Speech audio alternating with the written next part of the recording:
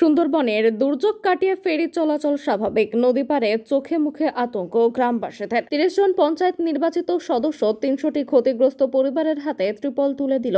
উত্তর 24 পরগনার সুন্দরবন ব্লক সন্দেশখালী, হিঙ্গলগঞ্জ, হাসনাবাদ, হাড়োয়া, রেমালের দাপটে ক্ষতিগ্রস্ত হয়েছে সবচেয়ে বেশি হিঙ্গলগঞ্জ, তারপর সন্দেশখালী, পাশাপাশি স্বরূপনগর সহ বেশ কিছু ব্লক। ভয় আতঙ্ক কাটিয়ে সুন্দরবনের ফেরি চলাচল শুরু হলো, কিন্তু কোথাও নদীর পারে বাসিন্দাদের চোখে মুখে আতঙ্কের ছাপ। সেই ছবি দেখা গেল সন্দেশখালী ও হিঙ্গলগঞ্জ। আমরা গত আগের দিনকার যে ঝড়ের তাণ্ডবে, রেমাল যে ঝড়টা হলো, সেই তাণ্ডবে আমরা 11টা, সাড়ে 11টা, 12টা অবধি কাজ করেছি মিলিতভাবে সবাই, দলমত নির্বিশেষে বা বিজেপি বা টিএমসি, আমরা সকলে গ্রামবাসী ছিলাম, সবাই মিলিতভাবে এখানে কাজ করেছি আমরা, যাতে এই ভাঙাটা প্রতিরোধ করে দিয়েছি। রাত্রে 11:30, 12টা অবধি কাজ করে। আর আজকে রৌদ্র উঠলো? আজকে রৌদ্র উঠেছে মোটামুটি। এক্ষুনি তো এডুকেশন দপ্তরের ওই যে নামটা কি, রাজেশ, উনি আসবে বা বস্ত্রস্ত্র এখানে দেওয়া হবে, কাজ শুরু হবে।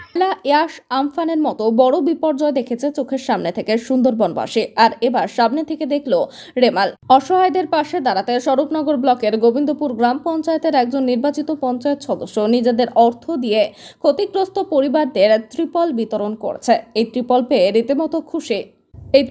রীতিমতো খুশি সীমান্ত পারের বাসিন্দারা, কিন্তু মানুষ অভিযোগ করছেন যারা বসবাস করছি, খুব দুর্দিনে মাঝখানে আসি।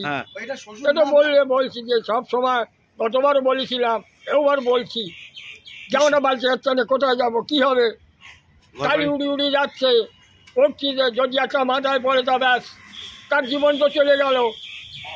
তাহলে কি সমস্যা? আর কি সমস্যা? সরকার ঘর দেবো করে সরকার ঘর দেয়নি আজ পর্যন্ত।